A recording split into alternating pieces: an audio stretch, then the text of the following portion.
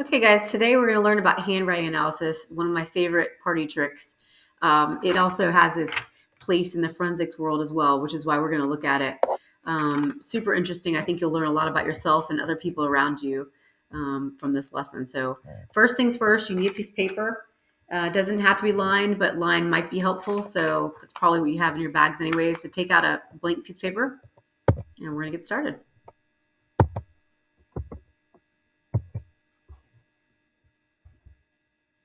Okay, so first things first, on one side of the paper, I want you to write a paragraph telling us about your day yesterday. The more you write about it, the easier it is we're going to be able to analyze, and you're going to sign and date it. Okay, so this we're going to use as a Canvas discussion. So please make sure that you write a lot so that we have a lot to analyze after you see this lesson. Okay. If you can, as it says over here, if you can, cursive would be best to write it in because cursive's easier to analyze. So if you can, if you don't write cursive much, you could just write this bottom sentence in cursive, and we can try to get something out of that. But if you can make your sample in cursive, that'd be great. All right, so go ahead and pause this now so you can write your sample, and then we're going to continue. Okay. All right, so once you've done that, we're going to fold a paper.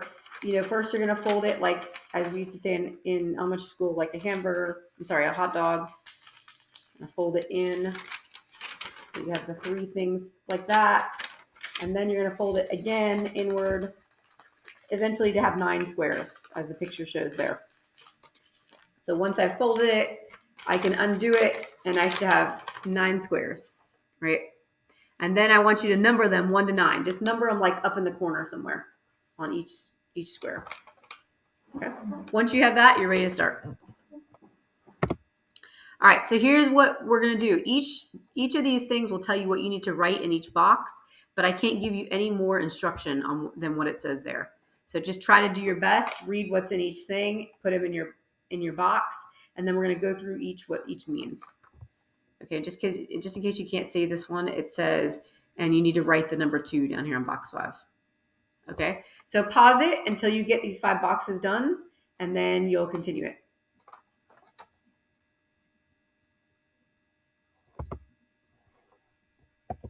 Okay, assuming you have boxes 1 through 5 done, here's boxes 6 through 9.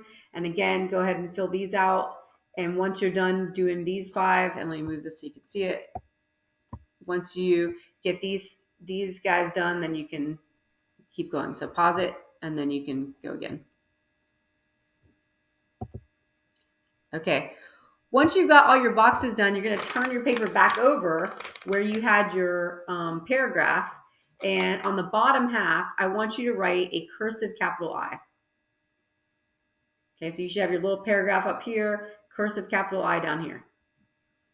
Okay? All right, once you get that done, we're going to continue because we're going to analyze that. Okay, so let's take a look at, let's see what your boxes reveal about you. So first of all, let's look at your letter O's. So you should have letter O's in where you wrote loose goose, right? So the O's are the letters of the mouth. If they're closed, people will tell you the truth, but it takes a lot to get it out of them, right? They may not tell you things unless you really kind of push at them, but they will be truthful, which is good. And they usually don't talk a lot. They might be more quiet people. If they have an open at the top, a lot of times that means they don't stop talking. They're really, really talkative people if it's not closed at the top. If there's a loop at the top and it's closed and it goes in and goes out to the right, then that person is secretive, typically. And if the loop comes from the left and goes back around and goes out to the right, like comes in from the left and goes out to the right, then that person is deceitful. So you have to watch out for those people. If it's just a loop, and I wish I want to kind of show you these, and maybe I'll show you these in class, so just remind me. But if it's like an O and they're just connected, like if you were to write the word good, it's just complete O's connected, and there's no like little loops or anything like that, that's a person that's just honest and direct. That would be something that I would say about that. Take a look at any of your M's, any of the places you have M's. An M is an interesting thing because an M tells you about what you think other people see in you. So for example, like when you look at a lowercase m, is your second hump bigger than the first one? If your second hump is bigger than the first one, it means you care what people think about you. If your first hump is bigger, that's not true. If you have a little flag on your M, like the little goes and then goes the thing, that means you're witty and you have a good sense of humor. Okay, so that's what your M's are. Okay, so look at your box number 1. Who do you think is moodier? So these are the little dashes that you had to put. So if your dashes aren't in a straight line, you might be more of a moody person, or at least at that time when you did it. Okay, because again, handwriting and things can change based on like what's happening to you at the moment. All right, who likes to be in the middle of everything? Where'd you put your circle? Is your circle at the top of the paper, in the middle of the paper, in the corner? So if you like to be the center of attention, yours is probably in the middle.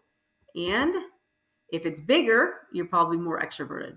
So those of us that, would go somewhere and, you feel comfortable when you know friends, you probably have a little bit smaller circle. But if you go and you don't care who it is, you can talk to anybody, you probably have a bigger circle and you're just more outgoing. That's typically what I see. Okay, so this was when you were supposed to scribble like your pen wasn't working. So I hate to say it, but I'm definitely like this, but sometimes a combination. So when you have this, when you do your pen like this with more, not as sharp, you're not as aggressive as a person, right? You're just kind of la la la, let me see if I can get it to work. When you're doing like this, you're really aggressive trying to get it to work. You definitely have more of an aggressive personality. And you can see that in overall the writing as well. If your writing in general looks like kind of loopy, you're much more laid back than somebody that has the really, like somebody was just saying, look at Donald Trump's signature, very strong angles, and that means he's aggressive, right? And you could say angles equals anger. So if you have that type of writing, that's what that indicates. Okay, position of eye dots is fun. So I have a silly one. I have the open circle at the top, and oftentimes people call that the spotlight, and that could be somebody could put like a heart at the top or a star or anything like that. Mine's an open circle, and it says this could be somebody who's artsy or wants to be artsy, or somebody that's immature. I definitely can be immature, but it also is somebody that's OCD, which I can definitely be OCD about certain stuff, very specific stuff, but I definitely can be that. So that's an indication of that. And obviously, if you have a missing eye dot, you have a lowercase I, and it's literally there's no dot at the top, then you are careless and you can't concentrate very well. If you have a high eye dot, anything high up in that area indicates you have a good imagination. A very low eye dot, actually, it could be that you're cautious, but a very low eye dot could also be that you pay great attention to detail. So that indicates that. If your eye dot is perfectly placed and perfectly circular, that means that you are loyal and that you can be a really good mate, right? You can be loyal for your whole life. If your eye dot is an accent, like it says at the bottom there, a sharp accent, and let's say it's going up, it goes from the bottom up to the right, then that means you have a lively wit, but also it means you're oftentimes annoyed. So most of the time that you're kind of just annoyed with people. If your eye dot goes from the top and again an accent, it goes from top down, then that means you like to nag incessantly. So look for that on somebody you think nags a lot. So again, it's an eye dot from the top down. And I can show you what some of these look like in class if you remind me.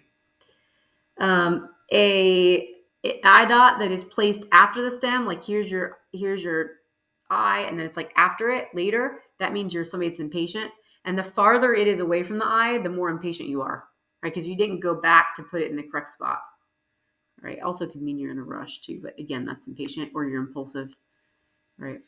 So, and there's some more things. There's tons of things we can talk about with them. I'm just trying to hit them, most of them. And obviously, with handwriting analysis, there's so much. Like, I'm not going to get everybody's how they write every single letter. So I'm trying to tell you as much as possible because I think it's super interesting as well. And your friends will have fun if you, in your family, if you do this and analyze their writing. We're going to analyze each other's. Okay, so how you cross your T's has to do with your ambition and your goals for yourself. So the higher you cross your T's, the higher your goals are for yourself. If you have a T that's crossed in the middle like an arch, that means that you have, what did I say? You have really strong willpower, right? So it's like you're like bending, and it means that you're probably trying to control something that you don't want other people to know about, which is kind of really specific. But if you let's say you have a T and your T is like wide, like your cursive T, it's wide, and then you put your thing across it. The wider it is, the more stubborn you are. So if it's an open thing on the bottom and not just a straight down thing, that means you can be stubborn. And the wider it is, the more stubborn. That was something had to write down some of these things because I wanted to make sure I told you all these. And again, there's pictures of some of the shapes in the modules of the different letters. So if you have high pressure on your T, because again, T is ambition, right? So if you have high pressure, you're ambitious. If you have low pressure, then you're not, right? That's kind of what it is. The lower you cross your T, again, the lower goals you have for yourself. And there's lots more with the slants too, but you guys can look at those. If you write your number 2 with no loops, right? Like that and not like this, then you are good with numbers, is what they say. And typically, if you're not as good with numbers, then you write with loops. I don't think that's always the case, but just kind of again, a summary or something they see, a trend, I should say.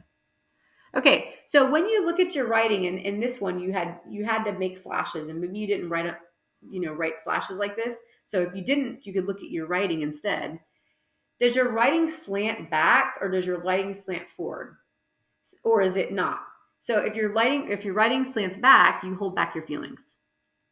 If your writing slants forward, then you don't hold back your feelings. And what I tell my students is this: that if you are somebody who writes forward, that doesn't hold back their feelings, when you walk into my classroom, I'll know if you're upset. Like if you're having a bad day, I can tell.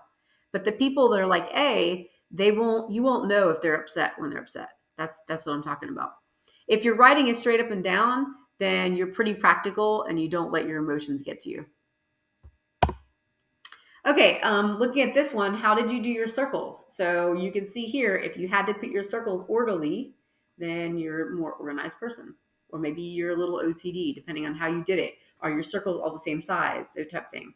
Whereas person A is not as organized, at least spatially. Okay, so when we're looking at the margins, when you wrote what you were supposed to write, I think it was your name, date, and like favorite color or birthday or something like that. If you wrote to the left, you might be somebody who's a rule follower, because like that's how you learn how to write in elementary school first, right? Also, you might be somebody that thinks in the past, like you look back to the past because you're writing on that side of the page. People that write on the right-hand side of the page are more future thinkers, but also it might be people that don't like to follow rules. So it could be either of those things. When you wrote on your paper, if you have lines, did anybody write above the lines? So if you write above the lines, that means you have really high goals for yourself. If you wrote below the lines, like if your words are like going, in the line, then that means you have low goals for yourself. So just some different things about that. Okay, so how is this actually helpful in forensics? Like how can a forensic analyst use handwriting to help?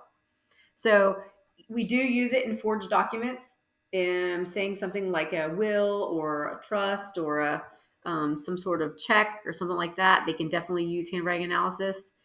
Also, though, if you guys have ever seen, I'm trying to think of the movie. Hold on just a second. It's about a serial killer in California, and he stabs people. Yeah, Zodiac Killer. Thank you. And so, in Zodiac Killer, he writes these letters to the newspaper, and one of the ways that they were, they were catching on to him and like matching him up with people was the way that he phrased things. Like he said Christmas with 2 S's, like Christ Mass, and there were a couple other things. I can't remember his specifics, but they look for things like that because some people say things differently than the normal person would. They also can look at what type of writing utensil was used. For example, was it a pen or pencil, and what type of pen or pencil? and then look to see if that person were to have that, at their house and something like that. So also when we do this handwriting analysis, you can kind of tell things about people. Is this person emotional? Is this person secretive? All these different things you can tell. And so that might help give a profile of the person. So with the criminal profiling, it would help. Okay. Can your handwriting change? Yes. I can tell you right now, when I am tired, when I don't use the perfect writing utensil that I like to write with, my writing gets worse and worse. So your writing changes with age. Look back on when you were a kid and how you wrote, right? You hadn't really developed your writing style yet. It's different. As you get older, you'll notice as you see elderly handwriting, it often is hard to read and it often can be shaky. And that also can indicate some sort of illness. I know that I write better with certain writing utensils. I have to use certain pens that slow down my writing to make it neater. And some of you guys might be the same. If you're stressed, oftentimes writing is harder to read. And also, if you don't feel like writing or you're just moody, usually it's typically a lot messier. Okay, so now let's look at the personal pronoun I. So you wrote an I on the back of your page at the beginning. And we're going to look at specifically this. We're going to profile a suspect in custody, and his name is Henry. And I'm going to read you a little excerpt from a book here. You are a handwriting expert who has been asked to profile a suspect in custody. Your profile could help investigators solve a series of brutal murders by giving them insight into the suspect's personality and background. You meet the suspect in a prison conference room. He is serving time for a minor weapons offense. When you ask him to write, he folds his arms across his chest and refuses to write anything. Then, with a wide grin on his face, he says that he will only write one letter. Which letter should you ask him to write? How about the letter I, as in I am Henry, you ask? He grabs the paper and writes the letter I. See what you can make out of that, he says, and he passes the paper back to you. And what he wrote is the picture that you guys see on the screen right now. What can you tell from Henry's eye? A lot more than he thinks you can. Here is the challenge. So there's several questions I'm going to have you guys look at. But before we do, I'm going to tell you a couple things. So people disagree about this, by the way. If you look this up, people will say different positions or different things. But I'm going to tell you what from this book that I really like. It's called Sex, Lies, and Handwriting. It's really good. This right here, they say, is the father's stroke of the eye. Okay, so and that's not usually what an eye looks like, by the way. Normally you have the boat, right? The traditional boat. And this up here is the mother's stroke. Okay, so let's look at some questions. And I put the picture up there so you can still see it. So take a look at Henry's mother's stroke. Let's just from what you see there, does it look like he had a warm, fuzzy relationship with his mother? It does not, because you see, this is not a bubbly, friendly looking thing. Kind of looks like a spike. So that indicates that he did not have a good relationship with his mom, at least friendly anyways. So it says here, remember when a writer's muscles tense, it's hard to make curves. So he's tense when he's thinking about his mom. All right, look at Henry's father's stroke. What does it tell you about his relationship with his father?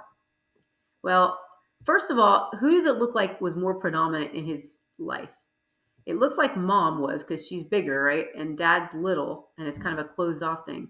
But it's closed off. And closed off thing, again, it's sincerely just like you would think. He's closed off from his dad. So something is amiss there as well. And I already went here. Who's dominant? The mother obviously is dominant in the relationship because that part's a lot bigger. Then it says, sometimes you see a weapon of choice in the writer's letter. Where there is a weapon present in the personal pronoun I, or the signature is an indication of hostile impulses. What appears to be Henry's favorite weapon? So when I'm looking at this, like this looks to me like a fish hook or some sort of sickle, something like that, like a dagger, knife, right?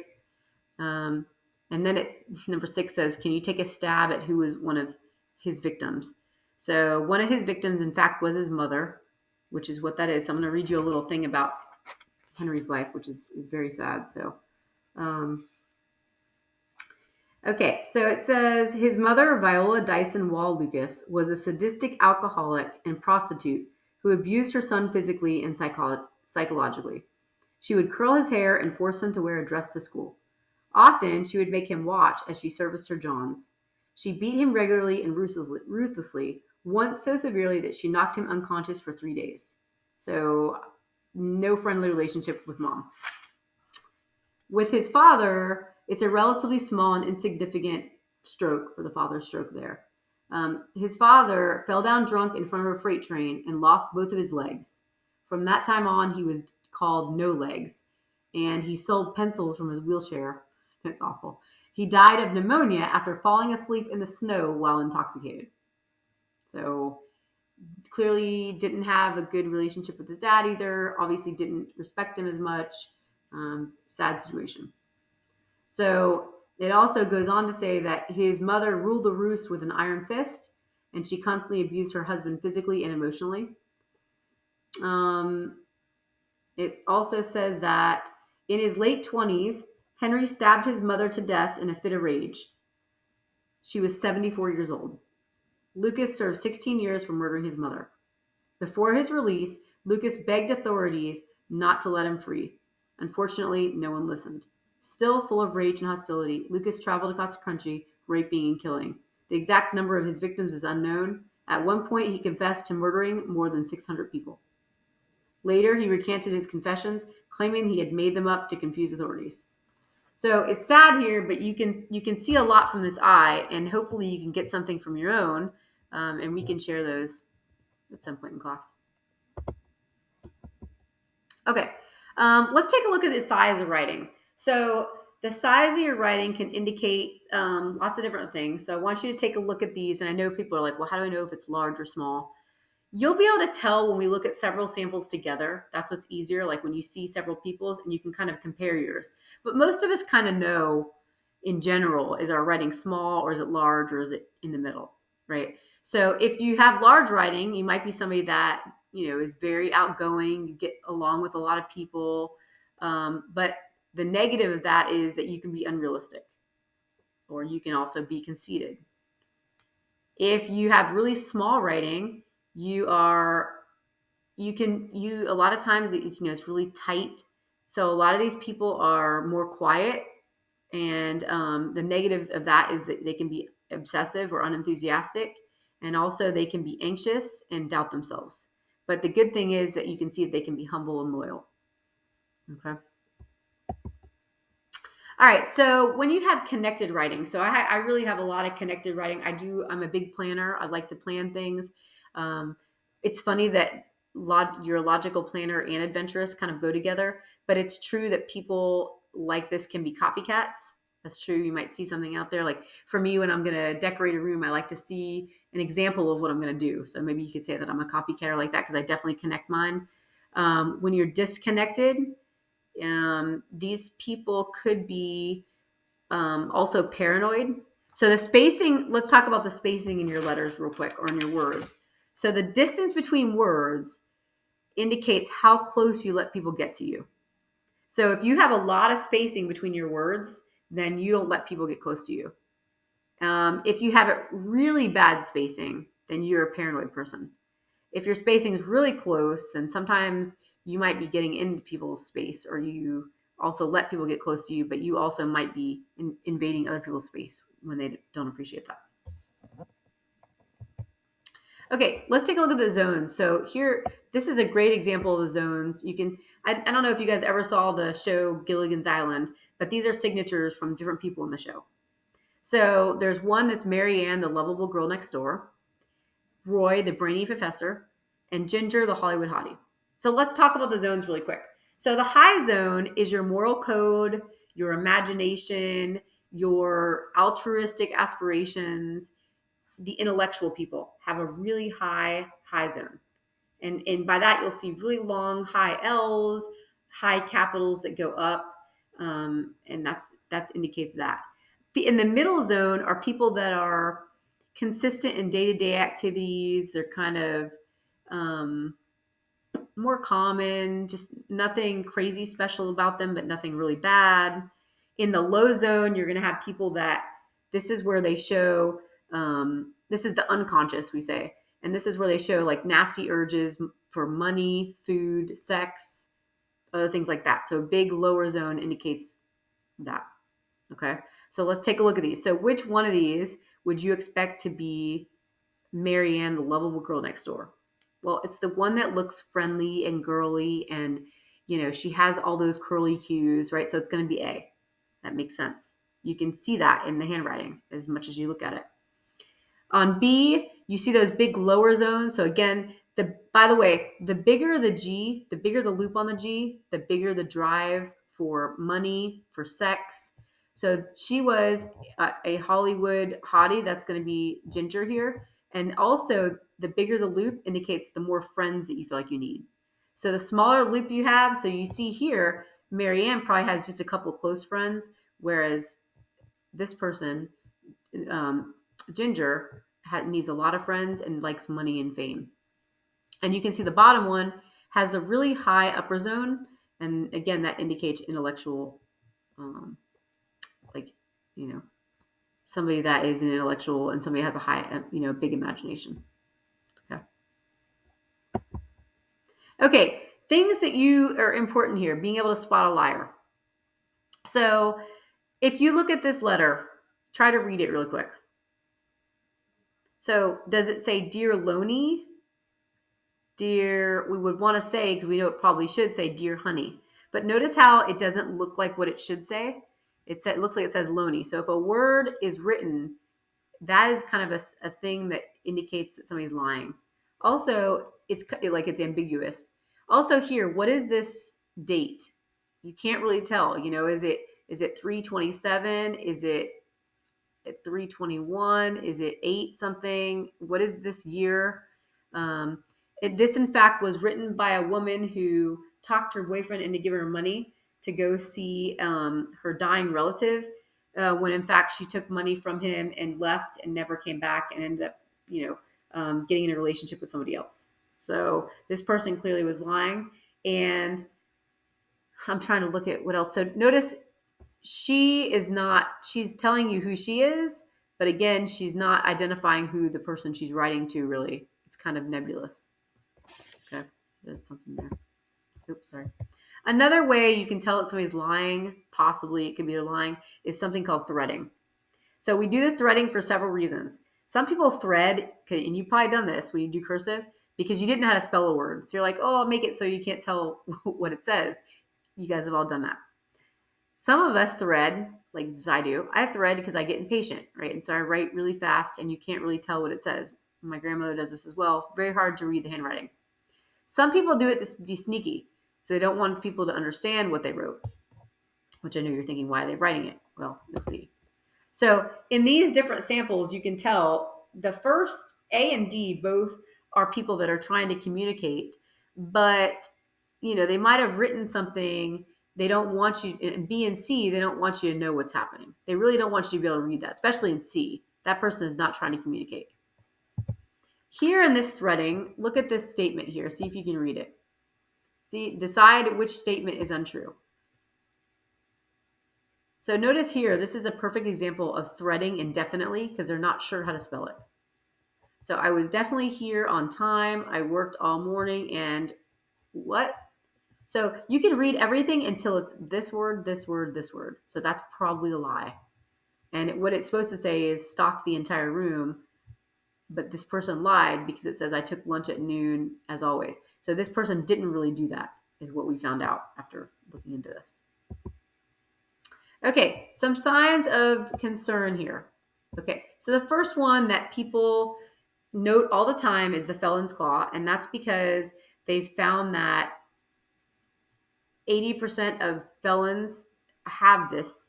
People that are actually incarcerated do this, which is kind of crazy to think about, but there was a study done at some point, and that came out of that. So this can indicate several things.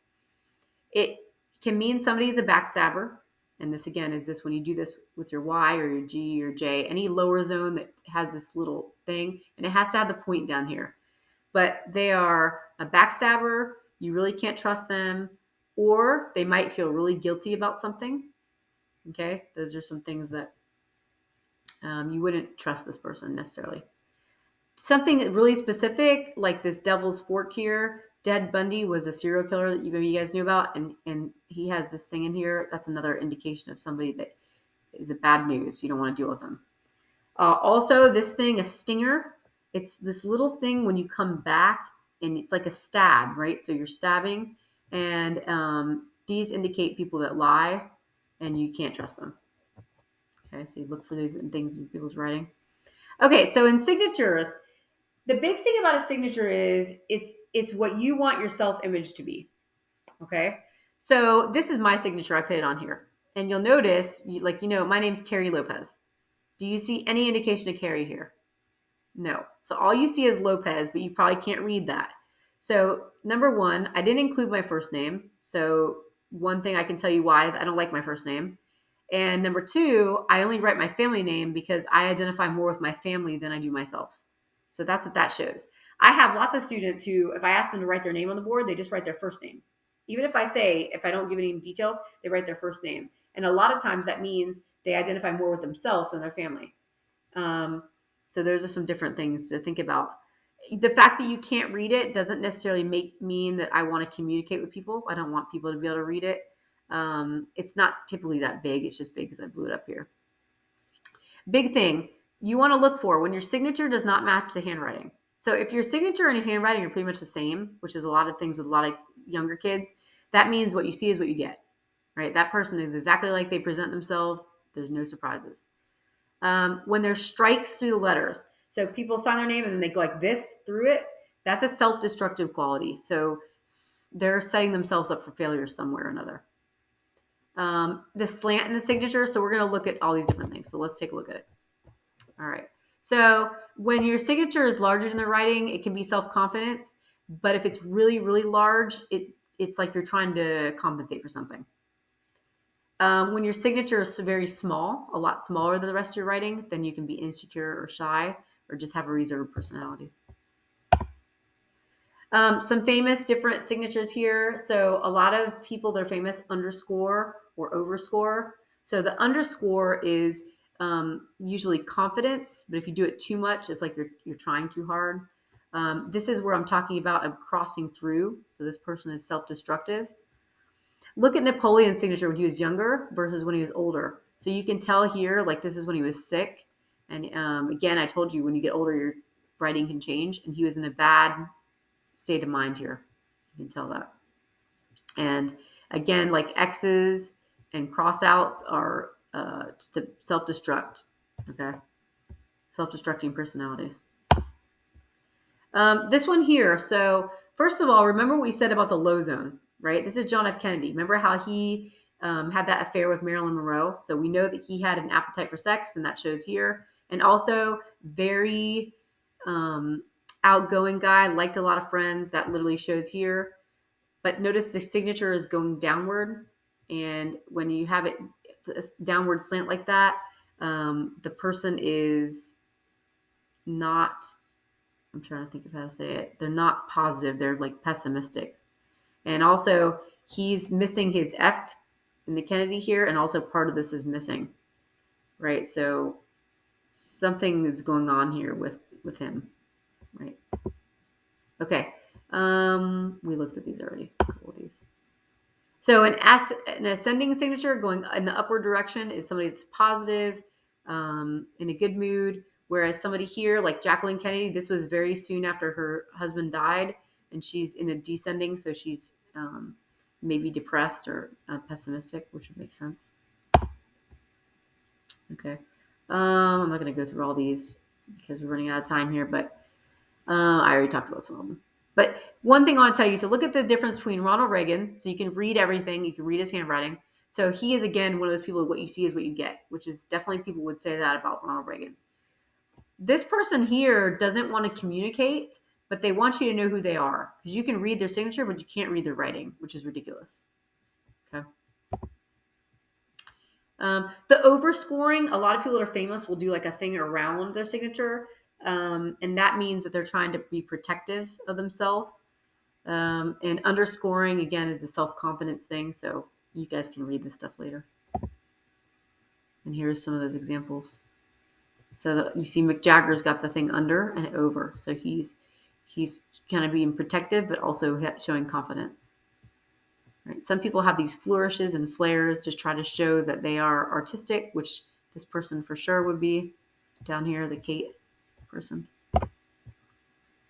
Okay, and writing a capital letter bigger than the rest of the name, you want to be well known in public.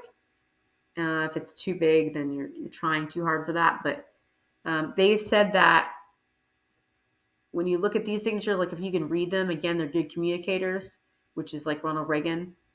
The bigger the first letter, the more self-pride the person has. So you can see that. Okay. All right. So up for next class, we're going to have a handwriting discussion post. Well, you have to post, you're going to have to make a post.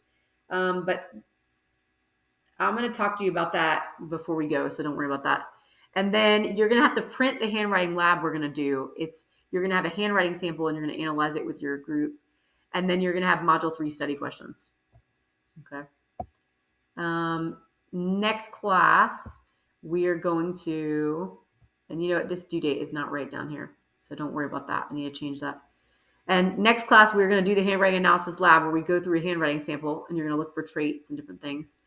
And then I need podcast questions from Marianne and Georgia and Audrey and Ruby by the 1st so that I can post them because the next podcast is on the 3rd. Okay. All right. I hope you guys found this stuff interesting. There's, again, so much more I can tell you. And if you have questions when we meet again, please let me know. All right.